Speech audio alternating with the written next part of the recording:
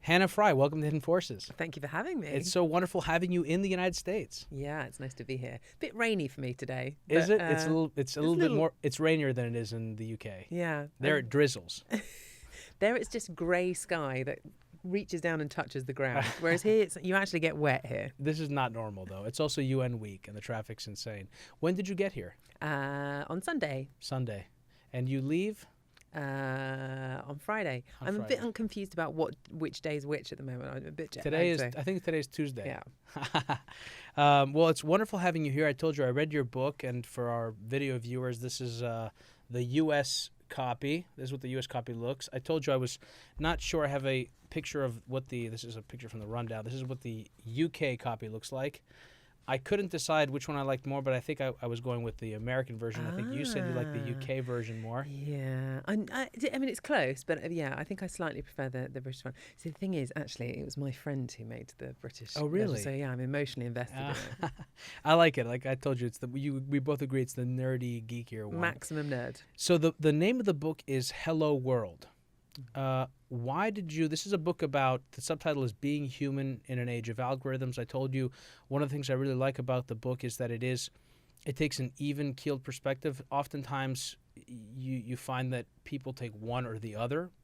And I think but partly that's because it's hard to do. Also, it sells better, particularly if you give the doom and gloom. Don't tell me that now. The doom and gloom perspective. But I like this because it does actually walk that line, and I think part of that's captured in your title. So tell us why you chose the title Hello World. Yeah, I think you're right. I think that there is a lot of nuance in these discussions, a lot of nuance in these big questions that I think it's really important to capture. And the reason why I chose the title Hello World, there's a couple of reasons really.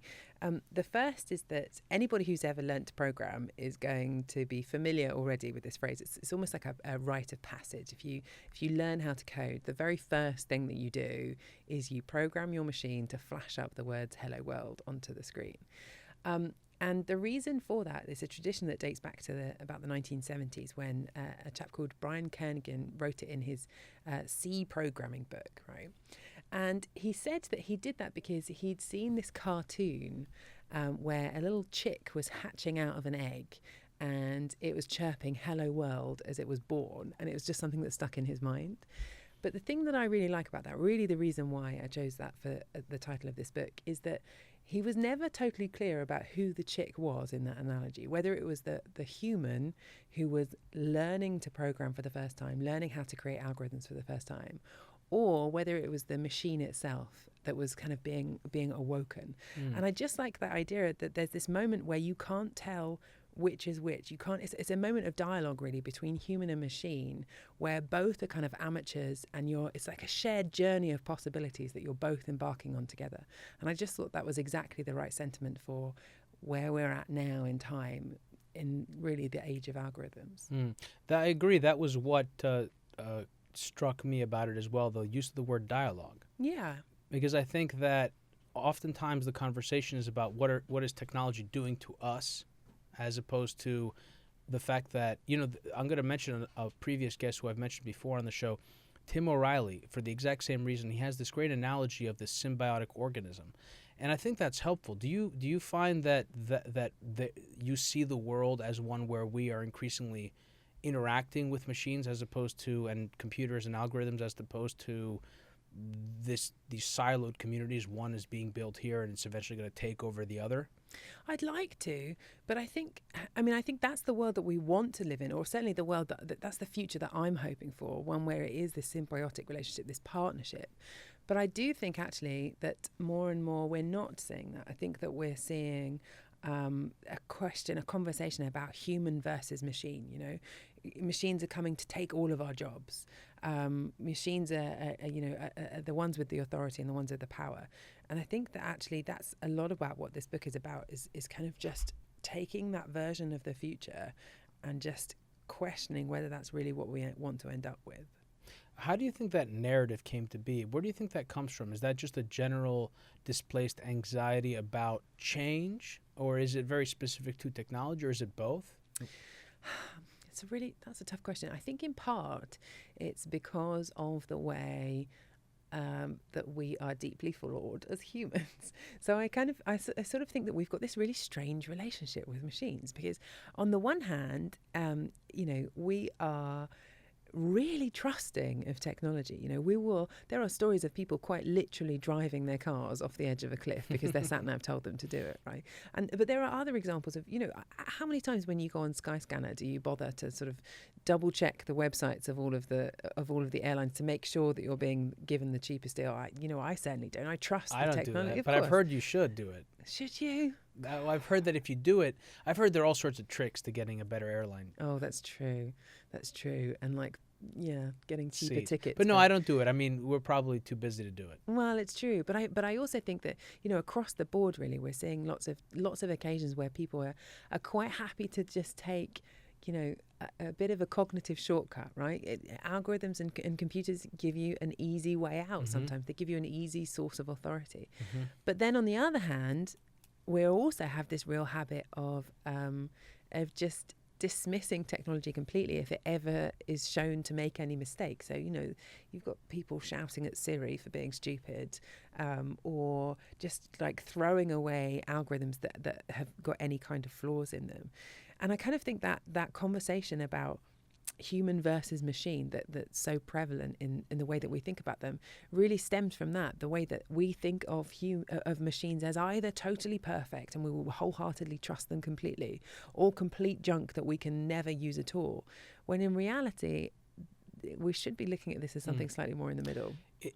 One of the things that came up when you're talking is this relationship of master-slave. And I think it's a term obviously in computer science as well, but also I think that we perhaps see computers either as our slaves, or if they're not, then they might be our masters. And that makes me think of the story of Kasparov and Deep Blue. You start the book, and I think it's the first chapter or the second chapter, with this story of this famous chess player, Kasparov, and his famous match against IBM Deep Blue, which he lost. I'm going to give it away to those who don't know.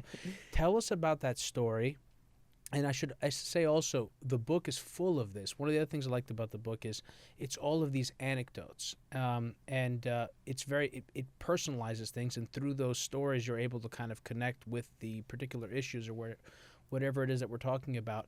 Tell us that story and why you chose to put it in the book. Yeah, it was a tough call, that one, actually, because I know that the story of Kasparov and Deep Blue is one that's been retold thousands and thousands of times. I mean, there's no chess match in history that's been pored over more than that one.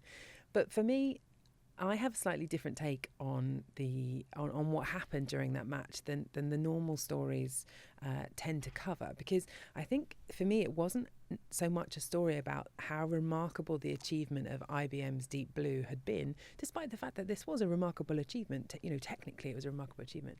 I think for me this was the story about how Kasparov let his human flaws lose him the match. So Kasparov, you have to understand, this man is like, he's unbelievably good, He was so intimidating. I spoke to several chess grandmasters when I was researching this book, and they described him as being like a tornado when he entered the room. Like everyone was kind of pinned to the sides, like watching this great man sort of walk through. And he had these tricks where he would totally outpsych his opponents before he'd even, really sat down at the board. And one of the things that he would used to do was he would take off his watch as he started to play, and he would put it on the table next to him. And he'd kind of toy with his opponent for a bit, and let them think that they were having some kind of game. And then when he was bored of toying with them, he would pick up his watch and he would return it to his wrist. And that was this signal that everyone in the room recognized, which is that Kasparov was done with you now. He was finished toying with you. He's like, I'm bored. I'm bored. You need to resign this game now, because otherwise I'm just going to take you down. Either way, defeat Incredible. is coming. It's so scary. But with it, when it's against the machine, you just can't do that, right? You can't use any of those kind of tactics. And yet the machine could use those tactics on Kasparov. So one of the lesser known things about this machine was that it was programmed to be able to play chess, of course, but it was also programmed to try and psych Kasparov out. So it was programmed to, when it came up with an answer, to sometimes it would just sit on that answer for a little while and just count down the timer, just let the timer crank tick down. the wheels and the gears. Exactly. Steam coming off it. And the idea behind that is that it wanted Kasparov to start thinking about what was going on inside the machine, to start second guessing the machine. So Kasparov got caught in this thing of, oh, well, I must have pulled it into this position where it's struggling with this calculation, and I've done something that it's finding really tricky, when in reality the machine was just sitting back and, letting the timer tick down. And Kasparov, in his own book, has written about his emotional state during that process, because ultimately I think that widely in the chess community they regard that Kasparov was still better than the machine at that moment in time. Deep Blue was not a better chess player than Kasparov. But it was Kasparov's attitude towards the machine that was the thing that lost him the match.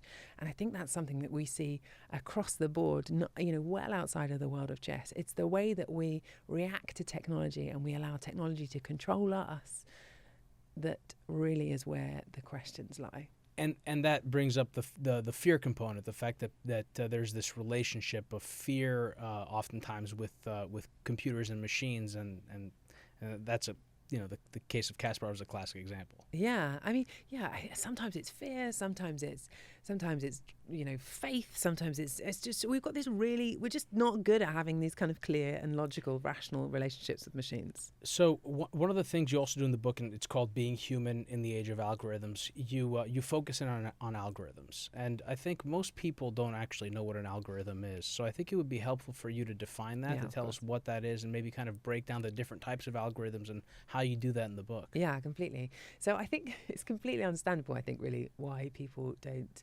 totally know what the word algorithm means, because it doesn't really mean very much, to be honest. It's just this really broad umbrella term that doesn't really convey very much meaning. But very, very simply, all an algorithm is a series of instructions, right? So it's something that takes you from some kind of input via some logical steps through to some kind of output.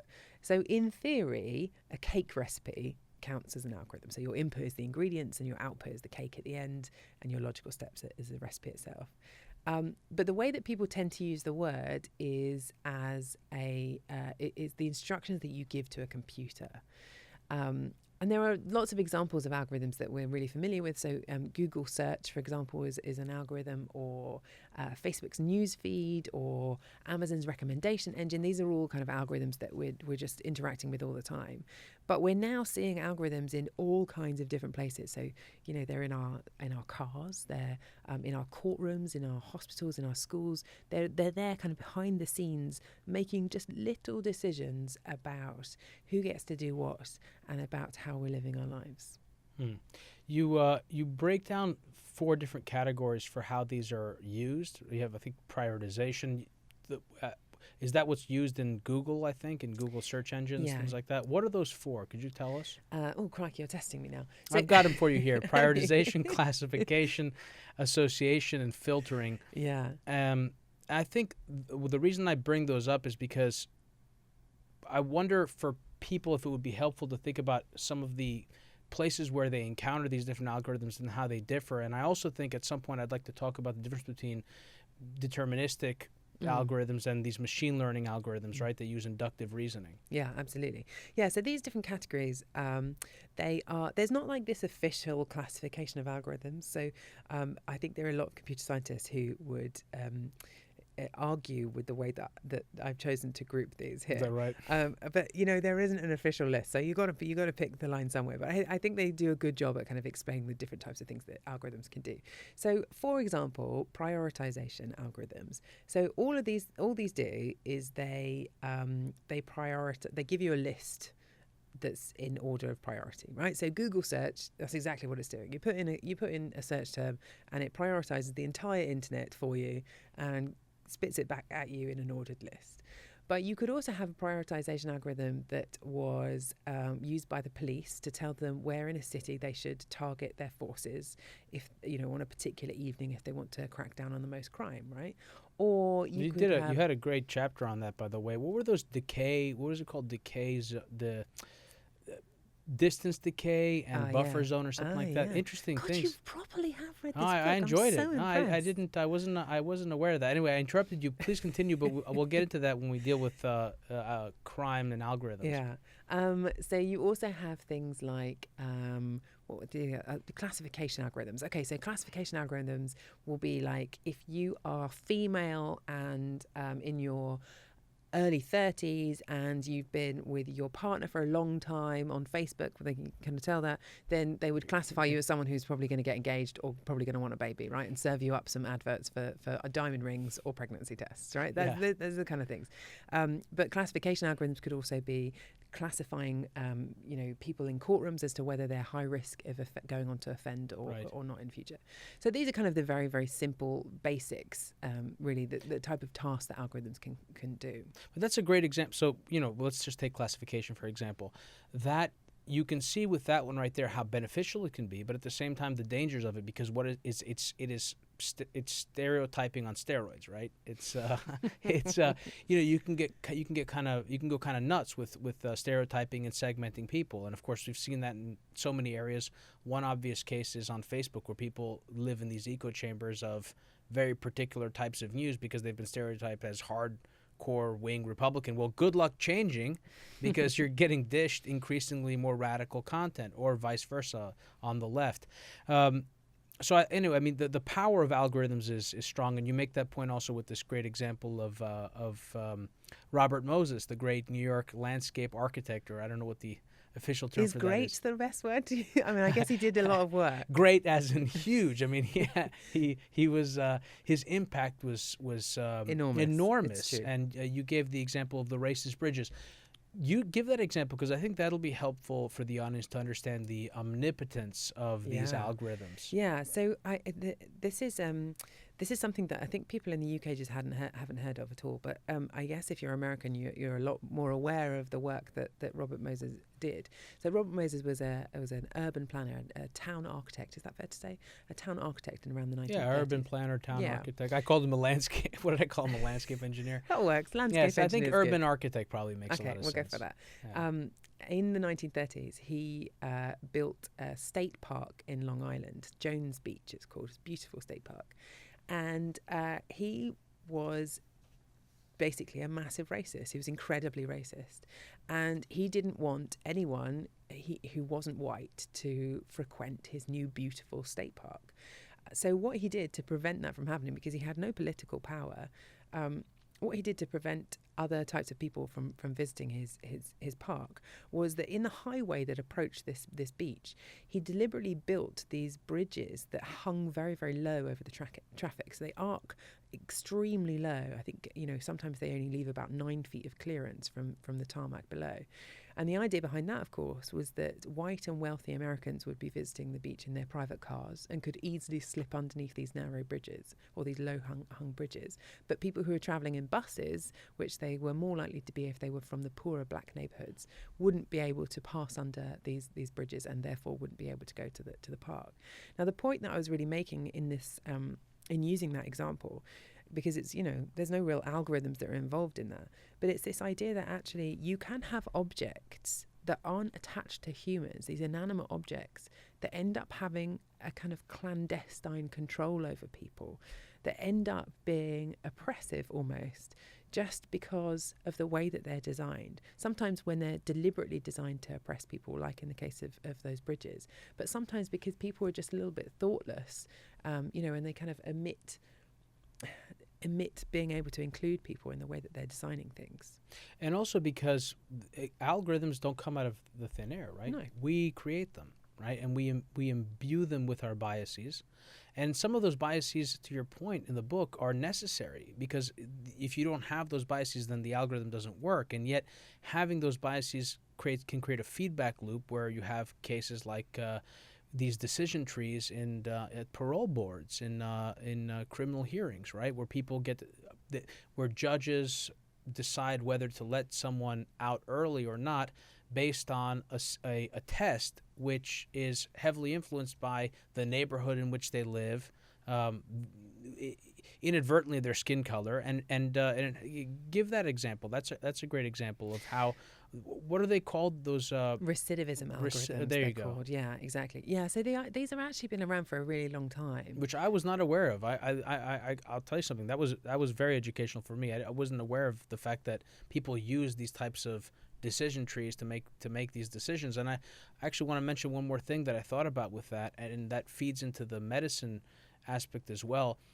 I think there's something attractive to people in such professions like the law and medicine, where liability is very high for making bad decisions.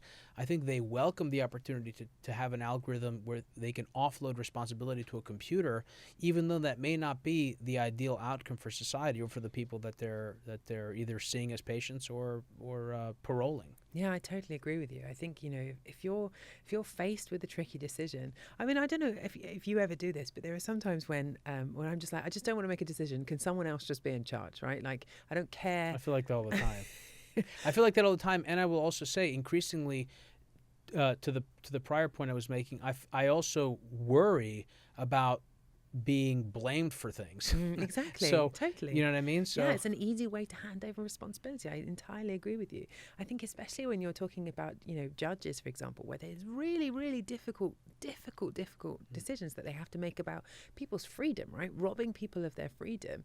I think that when you have an algorithm there telling you an answer, it's very, very hard not to overtrust that. It's very hard not to just take the kind of cognitive shortcut, if you like, of that very easy source of authority, because you can rely on it later to say, well, the algorithm told me. So hugely important in medicine. If you're a radiologist and you miss, let's say, somebody's cancer and they sue you, I mean, wouldn't you be better off saying I was just following a computer's algorithm? Yeah, you would. You definitely would. But I think actually in medicine is the one area where I think that they really have understood these pitfalls and these big problems that are on the horizon by having these algorithms telling you what to do or telling you their opinion. And the way that they've done it in medicine is that they have much more of a partnership, right? Because ultimately, the things that humans are really bad at is we're really sloppy. We get really tired really easily. We make lots of mistakes. We miss little tumours, that kind of thing. We're really bad at that stuff. Algorithms, on the flip side, don't have any of those problems. They never get tired. They're very consistent. They're very precise, but they don't understand context and they don't understand nuance and they don't understand. They make little mistakes, right? So the idea in medicine that they do is they create this partnership between human and machine. So rather than having the machine make the diagnosis and then have the human come in and check whether the machine is correct or not, the machine is designed instead just to flag areas that it thinks are suspicious. And then the human comes along afterwards and actually does the diagnosis. So looks through all the areas that the machine will have flagged as suspicious and say, yes, no, malignant, benign, malignant. But it's really hard to say those in a row. Malignant, benign. Yeah, exactly. But by doing that, you avoid this problem of a machine says it's 18 months in jail. What do you want to do, right? Instead, you're saying the machine thinks that there's that these areas are worthy of your attention. What do you do? It's kind of it's a different way to frame the problem. Well, it's also it's also coming at it from saying what are machines really great at and what are people still good at, and how do we work together in order to get a better outcome? And I think I think you'd agree that's a more productive path to a future where people, again, to bring about this concerns about the fear aspect, people have a fear of being replaced, right, by machines. I mean, we saw that during the Industrial Revolution, and we're seeing it in terms of automation, and people are worried that that's going to take their job, right? Yeah, and understandably so, I think. I think that actually the workplace is going to change on the basis of a lot of this stuff. And I think that one of the things about the Industrial Revolution, at least, is that we had a lot of, there was time. It was a very big change, but it was a big change over a number of years, whereas this stuff is happening really quickly. But I also think that actually I don't want to go into hospital where an algorithm is in charge. I want that human to be part of that process. I don't think we're anywhere near the stage where you can hand over this stuff to machines without any kind of human input at all. I think we're a long way away from that. How much do you think that is? Because that's a common response. It's not just you, right? A lot of people feel that. In fact, I think I saw a video of you. Maybe it was a TED Talk or maybe it was an interview that I heard. But you talked about how when someone goes, in front of a judge, would they rather have a cold, piece of steel, cranking out some decisions, or do they want a warm beating heart, even if they are worse? Someone who can look you in the eye as they send you to jail. Exactly. Yeah. And that brings us back to the Kasparov thing. So actually, it's funny because, so I've asked a few different audiences this exact question now. And most people say that if they were the one in the dock, they would rather it was a human who was making the decision about their future, that it was a human making that prediction. But I think part of the reason for that is that, when humans make mistakes, people imagine that those mistakes will go in their favor. If you explain to people that actually the variation in the type of decisions that a human judge will make are massive, people always imagine they're going to be one of the luckier ones, right? And ultimately, I kind of think actually with I'm not against the idea of algorithms in the courtroom. I just think they have to be designed in the right way, because algorithms can make better, more accurate and fairer assessments of people. And I think that's the difference when you're thinking about yourself in the courtroom or whether you're thinking about the whole country's courtrooms altogether. Because I think when you're thinking about the bigger system, you really want stuff to be as fair as it possibly can be and as unbiased as it possibly can be. And I think that actually algorithms probably do have a role to play in that. I have another theory about that, and it just came to me. I think that there's some sense of appeal. There is a sense in which a person can there's room for negotiation. You tell me something, you said you're a recent mother. You said you're about a year old, your child, your daughter. You're not yet at that stage, but we all have met children that love negotiating, right? So we learn very early that if we don't like results, well, there's, let's talk about it. Let's talk about it. Where can I meet you Where's halfway? the wiggle room? There's no wiggle room with a computer. No, you're right. You know what I mean? No, you're right. I think there's some sense in that, even though it's illogical, it's irrational. There isn't once a judge hands down his or her decision, that's it. You don't like it, too bad. There's appeal in the court of law, but the same thing would happen with a computer.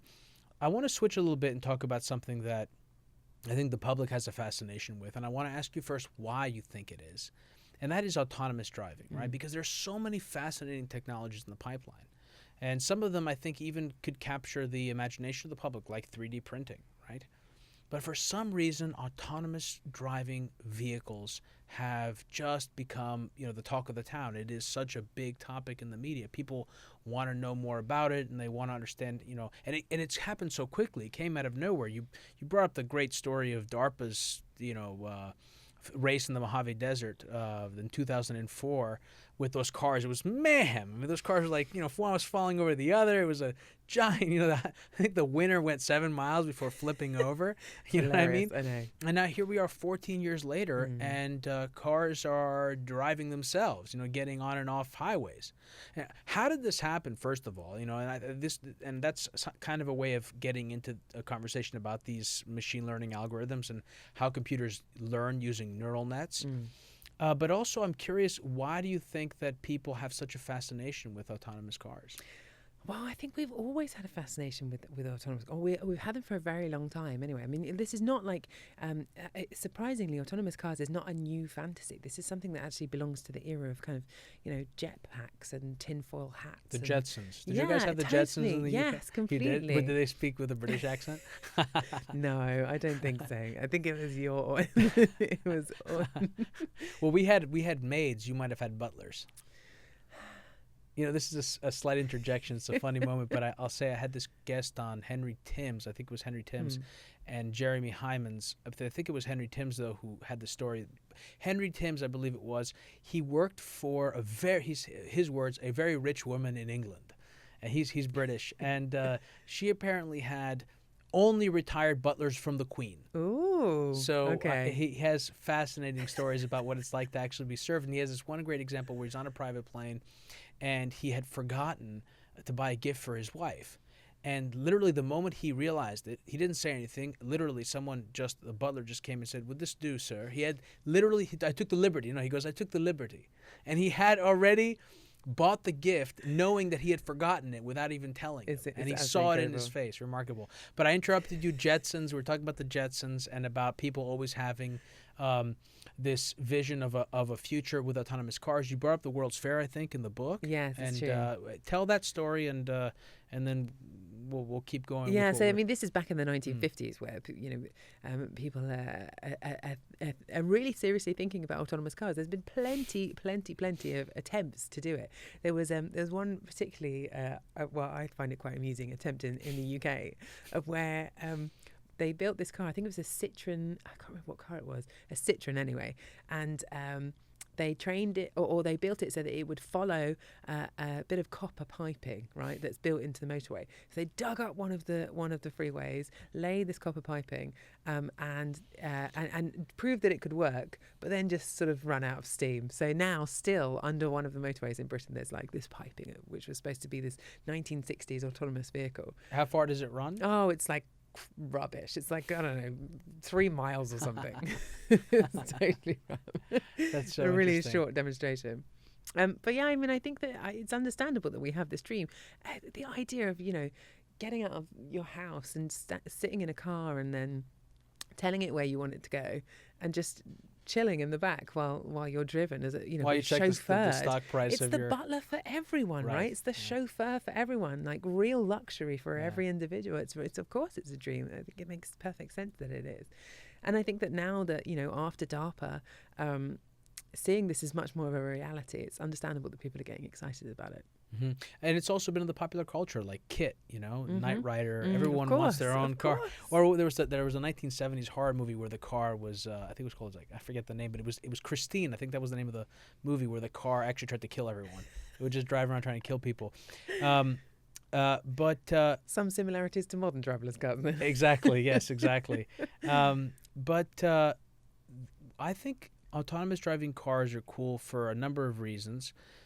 One is because the decision making is so complicated. The trolley problem is something you bring up in the book, and you're dealing with incomplete information, and you're dealing with nuanced decisions, right? There's another great quote I mentioned in the book. I think I have it here. Here it is. I'm going to quote it. You know what I'm going to say. You're going to mug them right off. They're going to stop, and you're just going to nip round. This is some results from a survey. Yeah. Some very, very English people, and it's very amusing to hear you say. I can't say it with your accent. I didn't even want to try. Mug them right off. Mug them right off, and then you're going to just nip round.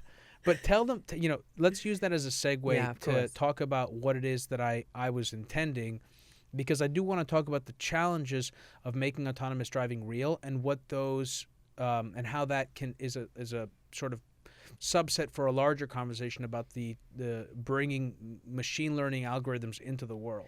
Yeah, so that exact quote that you mentioned there, it was in answer to a question of how members of the public imagined the world might look if we had autonomous cars on our roads. And the thing is that if you're creating a driverless car, the number one rule, right, the number one thing that driverless car has to be able to do is to avoid a collision where possible, right? That's the number one rule.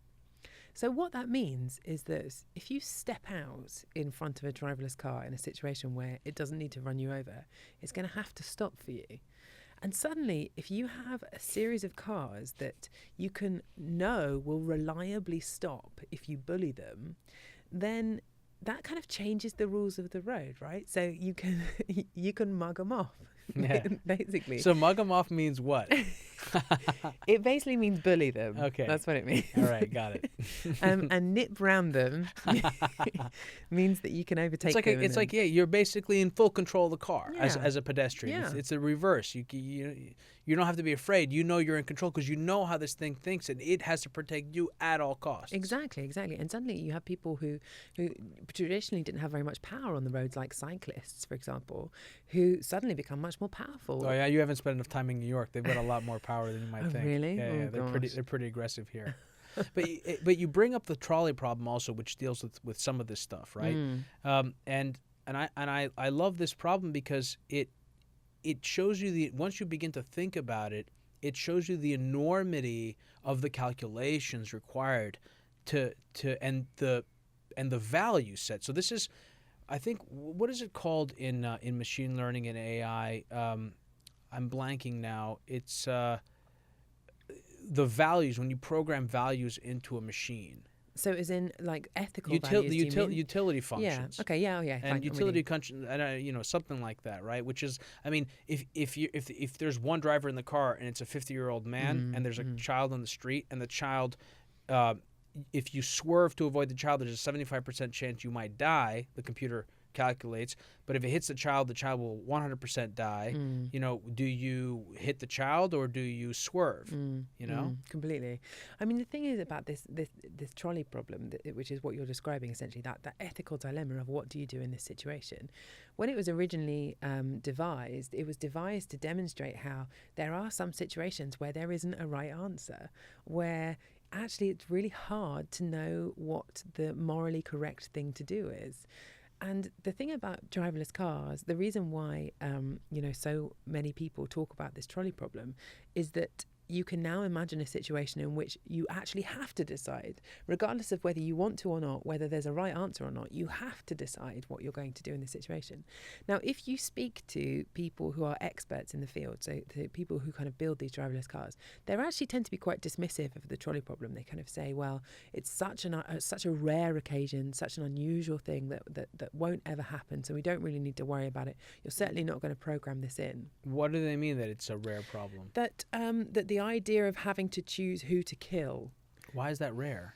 Why do they say that that's rare? It seems like it would be fairly common enough, not an everyday occurrence. I mean, I have changed my mind on this, actually, because I used to kind of agree with them. I remember having a conversation with Professor Paul Newman from Oxford, who runs Oxbotica, which is a driverless car program in the UK. And he said to me, has it ever happened to you? Have you ever had to choose who to kill? Well, while driving a car? Well, no, I haven't. And he was like, did you know anyone who's had to choose someone they had to kill? So, well, no, I guess I don't. Have you ever heard of anyone who's had to choose who to kill? So, well, no, I suppose not. And he's like, well, then, there you go. We're getting sidetracked by this problem when actually there are much more interesting questions to be had about driverless cars. And I kind of bought into that argument.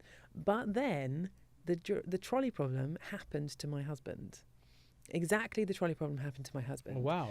Can you tell that story? So he was driving down the road, and then coming around the corner was someone who was trying to escape from the police, and they cut into the wrong lane. So they were driving directly towards him, and there was traffic going in the other direction.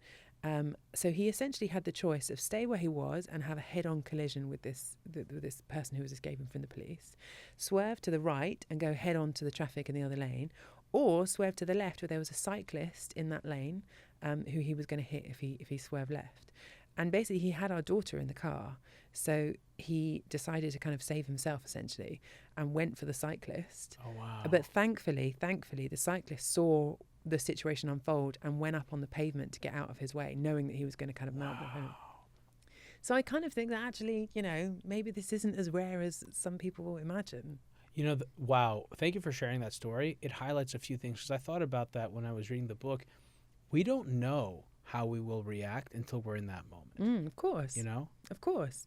But then, however you react, you can justify it, because you can say, you take, let's imagine that something really bad happened in that situation and someone did end up getting hurt.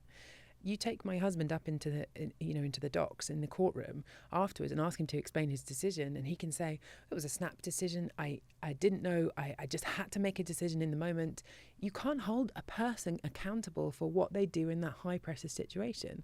Whereas if there is an algorithm driving the car, you can go through, look at line by line by line of code and see exactly what it was that gave rise to the decision that it made.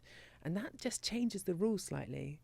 But doesn't the decision it makes also depend on the values we assign to the participants in this scenario? Only if you decide to program it that way. Only if you decide to address the trolley problem head on and say, how old is that person? How old is that person? What are the chances of this person surviving? And you don't necessarily have to do that. But wouldn't the car's decision, to your point, you said, the way that most people think about autonomous cars, or an autonomous car's number one job is not to hit anyone, right? the way I think a lot of people mistakenly think about how these cars will be programmed is that their number one objective will be not to endanger the driver or the passengers in the car. But we haven't come to determination about, how that's going to play out, because you could imagine a scenario where, let's say, if every car is autonomous, or 50% of the cars, or 25, whatever it is, that the sum total of everyone involved in driving these cars or being in them would be better off with an algorithm that functions in a different way, that prioritizes life differently than just the person in the car, right?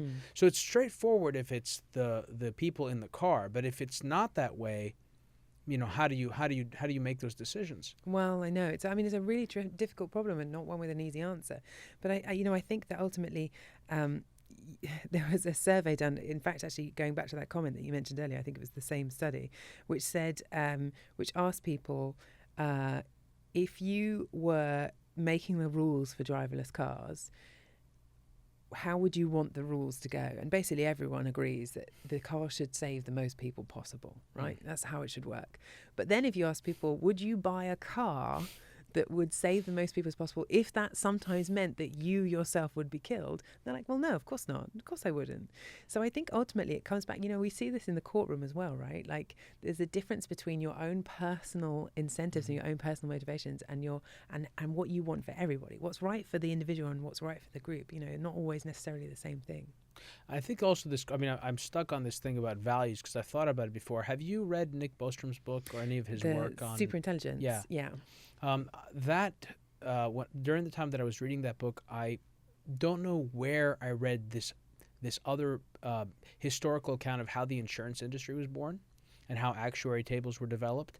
But it was the first time that as populations were moving, and I think it was in London, as populations were moving into the city, the need for life insurance and things like that developed, and there needed to be some way to value people. And that was the first time that people had done that. And I think this is like a further, evolution of that, which is trying to assign values to human life and to people and to instances. Another thing that you talk about in the book, which is, we've mentioned it, I believe, only in episode, for sure in episode 2 with Jim Rickards' Bayes' theorem, but perhaps in one or two other episodes. It's something that I've wanted to do a full episode on, and I'd like for you to at least take this opportunity now for you to talk about it a little bit. Why you speak about it in the book and its relevance to machine learning and to algorithms. Yeah, it's just one of the most powerful equations that has ever existed, really. And at its heart, it's a really simple idea. I think the way that I describe it in the book, I love a frivolous example. So I use a quite silly example to illustrate. But the idea is that you update your knowledge based on the information that you have. You throw away the idea that something is 100% absolutely true or false, and you start talking about your certainty in something. You start talking about your belief almost in something. So it's like, let's imagine that we were in a restaurant somewhere, and you said to me, "Oh, I think that's Lady Gaga over there, sitting at that other table." And before I turn around to have a look, I will have some idea as to how much I believe that your hypothesis that that's going to be Lady Gaga, right? So maybe I'll take into account where we are in the world, how posh the restaurant is, how likely I imagine it would be that Lady Gaga would be in this restaurant. But then as I look at the woman that you're pointing out, there's going to be different things that I take into account. So maybe whether she's got bodyguards with her, maybe she's got blonde hair, all of these different kind of things. And every new piece of information that comes in, I update my belief accordingly. I can either go up or down based on all of these new pieces of information. And then perhaps, if I notice that she's wearing like a meat dress or something, which is something that you don't tend to find in people who aren't Lady Gaga, that might be enough to tip me over my threshold to conclude that I'm happy enough to believe that that's Lady Gaga.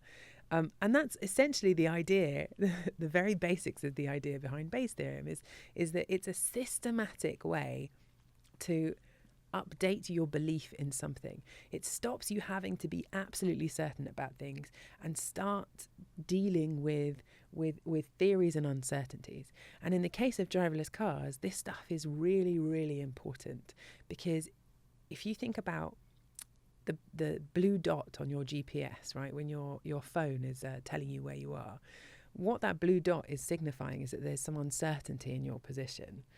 And when you've got, a mobile phone and walking around with your mobile phone, it doesn't particularly matter whether you're here or 3 meters to the left. But when you're in a driverless car or in a car full stop, that 3 meters could be the difference between being in your lane and being in a lane where you're driving straight into traffic. So you need to start being able to deal with messy data that has errors in it, with uncertainties, really. Mm-hmm. And that's why you need your car, essentially, to have a belief about where it is, not just a measurement about where it is. Well, it's the difference. Another way to talk about it is the difference between deductive and inductive reasoning, right? Yeah. Instead of saying there's certainty, all I have to do is solve this equation and I'm going to have a clear answer. It's dealing with complexity, a world that's so complex that you can't come to a definitive solution to the problem, and you need to do your best. And the other thing that you mentioned there is this updating, this learning. And these machine algorithms are learning, and they're learning in a way that produces answers which are better than anything else we've seen before, and yet because of how they're learning, we don't know exactly why they came to the answer they did, right? Often that's the case, yeah, often that's the case. So the big analogy that I like to use is the difference between traditional types of programming and this machine learning and artificial intelligence that we're seeing, the sort of more, the newer stuff that's being implemented much more now, is like the difference, it's like when you try and train a dog how to sit. So if you train a dog, you don't write out a list of instructions for the dog, right? You don't say, okay, I want you to sit, and what I'd like you to do is to move this muscle and then that muscle and then move your tail down and whatever, right? You don't do that. All you do to the dog is you clearly communicate with it the objective of what you'd like it to do. So maybe you push down its bum and say the word sit or whatever. And then you repeat that process over and over again, and you reward it whenever it gets something right, and you ignore it whenever it does something wrong. And over time, if you repeat that enough times, the dog works out what you want it to do. It seems like a miracle whenever it happens. It's just, Especially when it is you're a potty miracle training a dog. when my dog manages to do it. Is an actual miracle.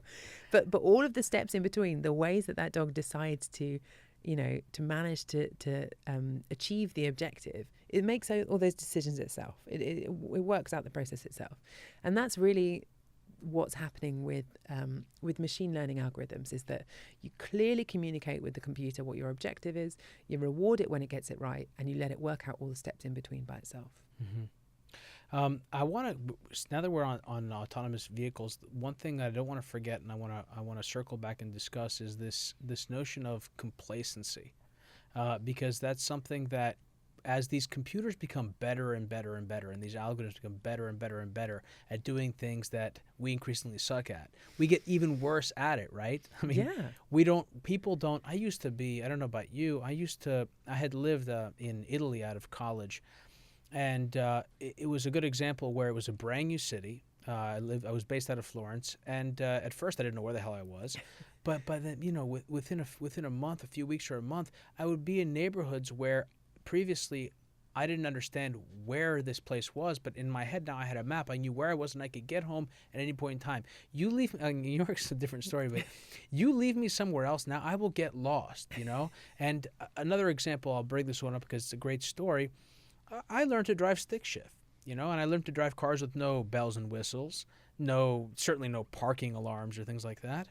And I hadn't driven a stick in a few years. And I was in Europe, and I had rented a car, and I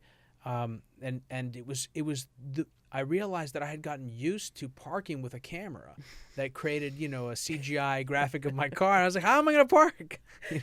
I didn't realize how much my senses had deteriorated. Yeah. It's so true. What do we do about this? That these machines are increasingly doing way better jobs than we can do. We're offloading these menial tasks to them so that we can become more efficient at doing other things. That's the theory, supposedly, right? But we're losing the ability to do things that in certain cases we will need to do. In certain moments in a crisis, we will need to be able to do these things, and we can't. Yeah, you're exactly right. And I think that the case of autonomous cars is a really important illustration of this point because, ultimately the way that driverless cars are set up at the moment is that the car is in charge, the car's doing all the driving, but you are there to monitor the car and to step in the case of emergency. And that sounds absolutely fine. Except that, for one thing, if we, imagine that we get to a stage where a driverless car makes a mistake maybe once every 10,000 miles, right? Suddenly, you are going to lose your skills. You're going to, the moment that you have to step in and you have to take over, the worst, most difficult moment of all is when you have to be absolutely honest, when you need your highest skill in driving. And it's just, that's incredibly difficult to do. But, even aside from the loss of skill stuff, there's also the issue of, we're not very good at we're not very good at kind of tirelessly paying attention and looking out for something that's going wrong. So, the really sort of tragic example of this is the Uber crash, where the human monitor, as they called it, was looking down. Oh, the human monitor? Yeah, that's the official driver. I got it, right. Yeah. Was looking down at their lap at the moment when a person walked out in front of the car and was not, the car failed to brake. Was the person killed? Really? Yeah, it's really awful. It's really awful. And this is a completely innocent bystander. It's just someone who's just crossing the road. Really awful stuff. But ultimately, we've known about this for quite a long time, really. Back since the 1980s, really, where people were beginning to automate nuclear power plants, and there was all these essays that came out around the time saying, hang on a second, if you are putting the majority of the grunt work in the hands of the machine and you're just expecting as human to sit there and just stare at a monitor and wait for something to go wrong and then jump in and be extremely skilled at exactly that moment, that is just a recipe for disaster. And I do think that we have to kind of worry a tiny bit about this with the sort of modern autonomous cars while we're still at this stage where people have to step in an emergency. Well, there's a really fantastic book on near nuclear catastrophes. I don't know if you're familiar with it. I forget the name of the author, but it lists a number of them, and one of them was Petrov, which you talked about in the book, which this guy was. What is it called? The nuclear. What is it where you work at the area where, like, at the central command for nuclear? Yeah, the missile detection. Missile detection, and he saw a missile supposedly being launched from the United States coming inbound to Russia, and he had to make a decision about whether to launch a counterstrike or not. Right? Yeah. So his job was to just monitor this automatic system, and if any missiles were detected, to pick up the phone immediately, and inform his superiors, who would then launch a counterstrike, and nuclear war would take over the planet. And this happened. It was actually, as we're recording this, in fact, it was exactly 35 years ago. Oh, really? Yeah, it's tomorrow, I think, is the anniversary. He was, monitoring the system in the middle of the night. This alarm went off, missiles were detected, and his orders were very, very clear. Immediately make that phone call. But something really gave him pause. He was just a bit concerned about the accuracy of this system, because for one thing, it said it had only detected 5 missiles. And he was like, well, hang on a second. If America are launching nuclear war, why are they only sending 5 missiles? Inductive reasoning. Why wouldn't they? Exactly theorem. Right. Why wouldn't they? Exactly. I mean, literally, I have to update my assumptions. Exactly. Completely. So he kind of froze in his chair and was like, I'm not sure what to do, because he knew that if he made that call, there would be no one else to stop this from happening. He knew that him making that call meant nuclear war, right? But then at the same time, every second that he waited was really eating into Russia's chance to launch a counterstrike if this was indeed true. It spelled the end for the USSR if indeed he was wrong. He just had no way of knowing for sure, one way or the other, whether this was right or wrong. And in the end, thank goodness for all of us, he decided to just assume that the machine had made a mistake. And held off, and it was 23 minutes later, I think, that the ground detectors failed to detect these missiles landing, and he knew that he'd been right. And actually, in the end, what had happened was the sunlight bouncing off of clouds. The algorithm had mistaken those for missiles. So thank goodness. I mean, he literally averted nuclear war by trusting his own instincts over that of an algorithm. That's one of my concerns. I mean, not specifically the case of nuclear war, but the issue of complacency. It's high on my list because I experienced it in my own life, and I can see that it's not a frivolous concern that it happens, that my skills have deteriorated in all sorts of areas, and we have these hair trigger systems like our nuclear systems, which I think they still do have human intermediaries, obviously, right? We're not at the Skynet moment yet, but I think that's the bigger concern. The popular media has made it one where the machines are going to take over. But the more realistic scenarios are that a mistake happens. Yeah, of course, and mistakes do happen. Right. And to be honest, I kind of think mistakes are completely inevitable. We can worry about minimizing mistakes, and I think that's an important thing to do. But I also think that actually we have to be realistic that you can't ever eliminate all mistakes. I mean, I struggled, algorithm or not, right? In the kind of, the sort of computer world or otherwise, I really struggled to think of any system in the world which is perfectly fair, perfectly unbiased, and never ever makes mistakes. I just don't think that happens. Mm-hmm.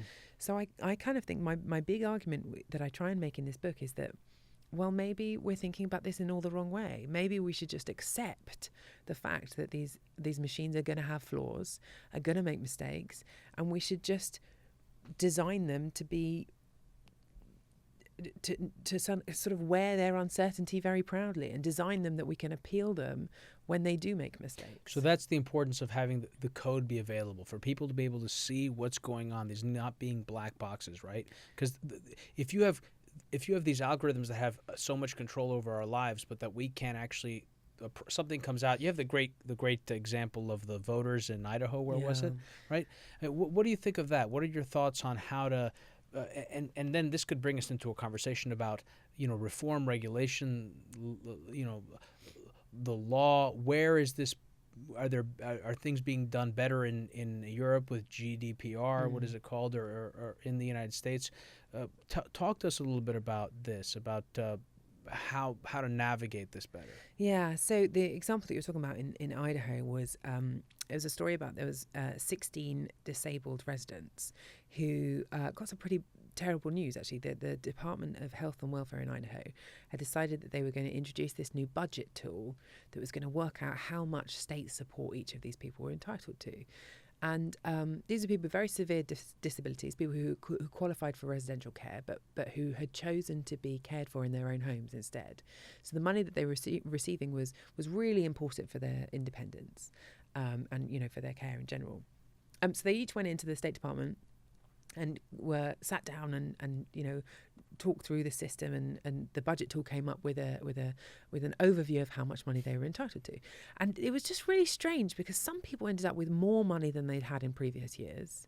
So it certainly wasn't a political decision to just slash funding. But then other people ended up with way less than they'd had, tens of thousands of dollars down on what they needed to have. And they tried to appeal. They tried to ask why on earth these decisions had been made, but no one in the State Department would help them really. So they ended up filing a class action lawsuit and getting the budget tool to be turned over for scrutiny. And when it was, the thing I just find quite extraordinary about this is that this algorithm that was, holding so much power over them, this algorithm that so many people in the State Department really put their faith in, it wasn't like some clever AI, right? It wasn't some really beautifully crafted, mathematical model. It was just an Excel spreadsheet, right? And actually, it was quite a crappy Excel spreadsheet.